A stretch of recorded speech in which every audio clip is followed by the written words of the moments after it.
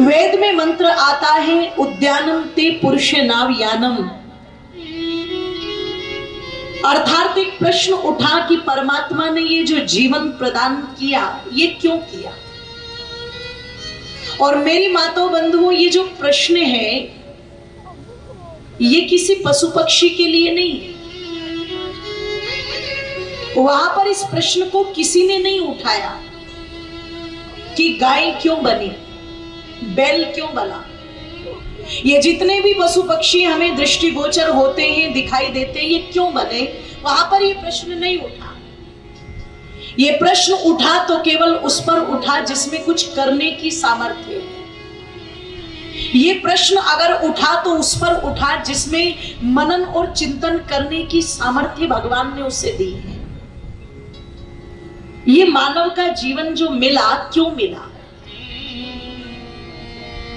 एक व्यक्ति ने कहा यावत जीवेत सुखम जीवेत, सुखी रहने के लिए भगवान ने जीवन दिया है। तो दूसरा प्रश्न अपने आप उठ गया, फिर सुखी कैसे रहेंगे। तो उसने कहा ऋणम कृत्वा घृतम पिबेत, जब तक जियो खाओ पियो ऐश करो, इसलिए भगवान ने ये जीवन दिया है। तो बहुत ध्यान से सुनना और समझने का प्रयास करना। खाना हमारी आवश्यकता है, सोना हमारी आवश्यकता है,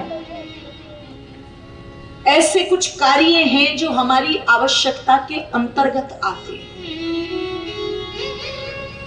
लेकिन भगवान ने ये जीवन केवल और केवल खाने पीने सोने के लिए अगर दिया होता तो मेरी माताओं बंधुओं शास्त्र में इसका वर्णन जरूर आता। पर जब ऋषि मुनियों से पूछा कि क्या इस इतने सुंदर जीवन का उद्देश्य केवल इतना ही है, तो महात्मा भर्तृहरि नाम के एक वैरागी हुए हैं। उन्होंने भर्तृहरि शतक नाम से ग्रंथ लिखा और उस ग्रंथ के अंदर वो लिखते हैं आहार निद्रा भय मैथुनंचे सामान्य में तक पशु भी। ऐ संसार के मनुष्यों, जिस खाने की बात तुम कर रहे हो, जिस सोने की बात तुम कर रहे हो, जिस संतान उत्पत्ति की बात तुम कर रहे हो, ये तो सामान्य कार्य है, ये कोई ज्यादा विशेष नहीं है। इन पर बहुत ज्यादा ताकत लगाई जाए इसकी आवश्यकता नहीं है। खाना सामान्य कार्य है, सोना सामान्य कार्य है, डरना सामान्य कार्य है, संतान उत्पन्न करना ये बिल्कुल सामान्य कार्य है। ये इतने सामान्य है, इतने सामान्य है कि इन कार्यों को तो पशु भी कर रहा है। खा वो भी रहा है, सो वो भी रहा है, डर वो भी रहा है, संतान उत्पत्ति वहां भी हो रही है। अगर भगवान ने इन्हीं कार्यों के लिए तुझे जीवन दिया होता तो क्यों कहा जाता बड़े भाग मानुष तन पावा। सौभाग्य से मनुष्य का तन मिला है, फिर तो मेरी मातों बंधुओं इसी में जुड़ जाता। सौभाग्य से पशु का तन मिला है, सौभाग्य से पक्षी का तन मिला है, सब चीजें इसी में जुड़ जाती अगर जीवन 4 कार्यों तक सीमित होता। समझने का प्रयास करना। महात्मा भर्तृहरि कहते ये सामान्य कार्य है। भगवान ने जीवन इतने सामान्य कार्यों के लिए नहीं दिया। तो तब वेद माता कहती है उद्यानम ते पुरुष नावयानम, इससे ऊपर उठ करके कुछ विशेष, और कुछ विशेष करना है तो वो विशेष ये नहीं है कि जो अपने के तक सीमित हो। भोजन किया अपने लिए, सोए अपने लिए, डरे अपने लिए, संतान पैदा की अपने लिए। जब तक अपने लिए ये भाव जुड़ा रहेगा तब तक वो कार्य सामान्य रहेगा। लेकिन जैसे ही उसमें परमार्थ का भाव जुड़ जाएगा, परोपकार का भाव जुड़ जाएगा, दूसरों के सहायता का भाव जुड़ जाएगा, दूसरों के लिए जीने का भाव जुड़ जाएगा तो यही जीवन विशेष हो जाएगा। ओ मेरी माताओं बंधुओं, हमने खुद खा लिया, कोई बड़ी बात नहीं है, लेकिन जब दूसरे को खिलाने का भाव व्यक्ति के अंदर आ जाए तो बात बड़ी हो जाती है। आपने खुद कितना अच्छा पहन लिया, कोई बड़ी बात नहीं, पर दूसरे को पहनाने का भाव जब आपके अंदर आ गया तो वो बड़ी बात हो जाती है। आपने खुद के लिए कितने साधन जुटाए, कितनी सुविधाएं जुटाई, ये बड़ी बात नहीं है, लेकिन दूसरों के लिए आप क्या कर रहे हैं? जिस समाज और राष्ट्र में आपका जन्म हुआ है उसके लिए आप क्या कर रहे हैं? जिस मिट्टी में आप पले हैं, आप बड़े हुए हैं, उसके लिए आप क्या कर रहे हैं? जब ये भाव आपके अंदर जागृत हो जाए तो वो विशेष चीजें हो जाती हैं। उन विशेष चीजों के लिए ही, उन विशेष कार्यों के लिए ही, उस विशेष उद्देश्य के लिए ही भगवान ने ये मानव का जीवन हमें प्रदान किया है। क्योंकि ये दूसरों के लिए जो करने का भाव है, ये नीति है, ये किसी भी पशु पक्षी में नहीं है, ये केवल और केवल भगवान ने उस मनुष्य को दी है जिसमें कर्म करने की सामर्थ्य है। और जब ये विशेष भाव जीवन के अंदर आ जाए कुछ करने का, अपने समाज के लिए, अपने राष्ट्र के लिए, अपने संपूर्ण मानवता के लिए, तो वो जीवन साधारण नहीं रह जाता बंधुओं, वो जीवन देवत्व को प्राप्त हो जाता है। आप जितने भी श्रोता बंधु यहाँ पर बैठे हैं, चिंतन करना, विचार करना। यदि कोई व्यक्ति आपसे आकर के प्रश्न करेगा, आपके पिताजी का नाम बता दो, बहुत आसानी से बता दोगे। आपसे प्रश्न किया जाए दादाजी का नाम बता दो, वो भी आसानी से बता दोगे। परदादाजी का नाम बता दो, वो भी बता दोगे। अब वो जाए आपकी चौथी पीढ़ी पहले, तो चौथी पीढ़ी पहले जो बड़े बुजुर्ग यहाँ पर बैठे हैं वो बताएंगे।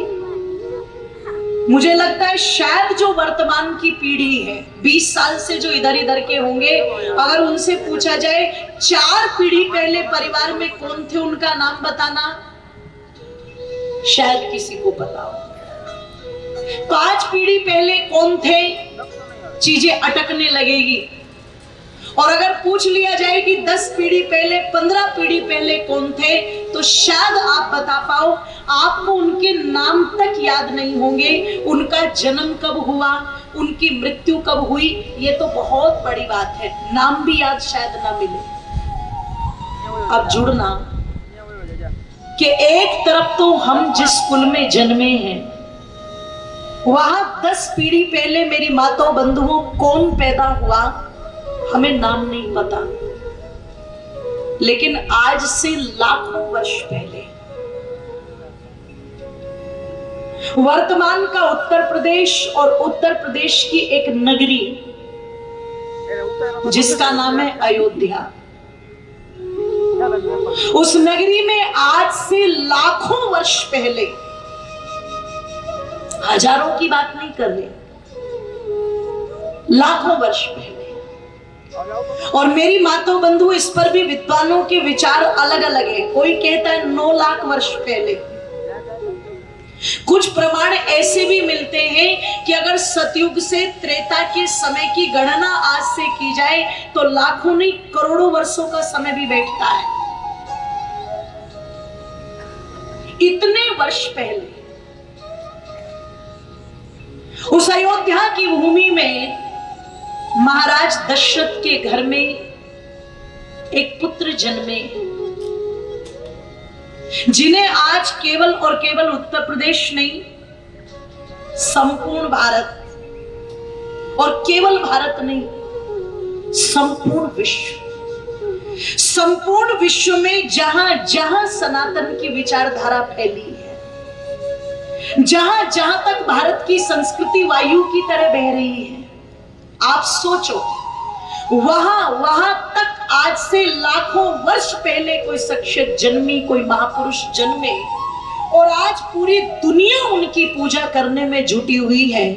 आज पता लगा कि जब भी रामनवमी आती है तो सब उनकी मान्यता को लेकर के उनके जन्मोत्सव को मनाने में लग जाते हैं।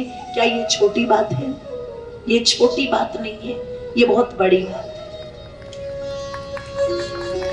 आप चिंतन करना, व्यक्ति अपनी संपत्ति के लिए, मेरी माताओं हो सकता है 10 साल लड़े, 20 साल लड़े, और कभी कभी ऐसा भी होता है कि व्यक्ति सोच लेता है छोड़ो,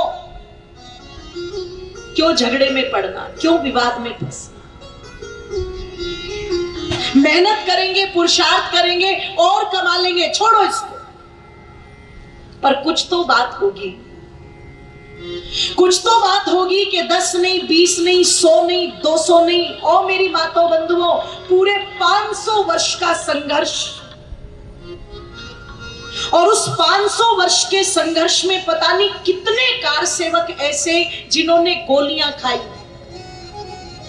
कितने उस यात्रा में जाने वाले ऐसे जिन्होंने लाठियां खाई, कितने लोगों ने जाकर के जेल में यातनाएं सही, कितने लोगों ने रास्तों के कष्टों को सहा, पर 500 वर्ष तक भी अडिग रहे, पूरी ताकत लगाई, इतनी ताकत लगाई, इतनी ताकत लगाई कि अयोध्या की धरती पर श्री राम के भव्य मंदिर को बनवा करके छोड़ा। ये छोटी बात तो नहीं है। और कुछ लोग कहते हैं मेरी माताओं बंधुओं कि यदि एक मूर्ति की स्थापना हो भी गई तो क्या बड़ी बात, यदि एक मंदिर की स्थापना हो भी गई तो क्या बड़ी बात। पर मैं हृदय से कहना चाहूंगी आप लोगों को, यह निवेदन मैं अपने हृदय से कर रही हूं, बात केवल एक मूर्ति की नहीं थी, बात केवल एक मंदिर की नहीं थी। मुझे लगता है ये 500 वर्ष से जो हिंदू लड़ रहा था, ये उसके गौरव की स्थापना हुई है, ये सोए हुए हिंदू की जागृति की स्थापना। आप चिंतन करना, आज तक भी यदि वो संघर्ष चला तो क्यों चला, क्यों आज भी जन जन के हृदय में राम बसे हुए, क्यों आज भी हमारा अभिवादन राम राम बन चुका है। आप विचार करो। और मैं सच कहूं, अपने जीवन में जो भी मेरी आयु अब तक हुई है, ऐसा कोई कारण मैंने अब तक नहीं देखा था जिस पर पूरा का पूरा हिंदू मुझे एक रंग में नजर आए। लेकिन मैं गर्व के साथ में कहना चाहती हूँ, शायद हम बहुत सौभाग्यशाली हैं कि 22 जनवरी के दिन मुझे पूरा का पूरा भारत, पूरे के पूरे हिंदू एक रंग में नजे हुए नजर आए। वो भगवा रंग जो था वो सभी के घरों पर भी लहर रहा था और सभी के हृदय में भी हिलोरे मचा रहा था। पहली बार मुझे अपने जीवन में ऐसा दृश्य देखने को मिला। सब लोग राम धुन में रंगे हुए थे। कुछ तो बात होगी, और कुछ नहीं है, बहुत कुछ है। बस उस बहुत कुछ के लिए ही इस कथा का आयोजन किया गया।